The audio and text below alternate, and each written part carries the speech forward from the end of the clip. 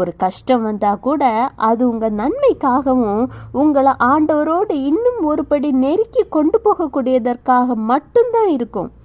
இன்றைக்கு சோர்ந்து போய் இருக்கக்கூடிய உங்க கூட ஆண்டவராகிய இயேசு கிறிஸ்து என்ன சொல்றான்னு பார்க்குறீங்களா? 2 நாளாகமம் 15:7, நீங்களோ உங்கள் கைகளை நெகிழ விடாமல் திடன் கொள்ளுங்கள், உங்கள் கிரியைகளுக்கு பலனுண்டு. கேட்டீங்களா? கர்த்தர் உங்ககிட்ட என்ன சொல்றாருன்னு?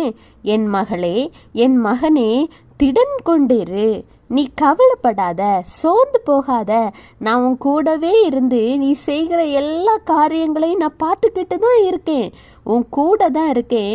நீ செய்த அந்த கிரியைக்கான பலன் உனக்கு கண்டிப்பாக உண்டுன்னு சொல்கிறாரு. சந்தோஷமா இனி சோர்வை மறந்து கவலைகளை மறந்து ஆண்டவருக்காக ஓடுங்க. Have a blessed day. Jesus bless you.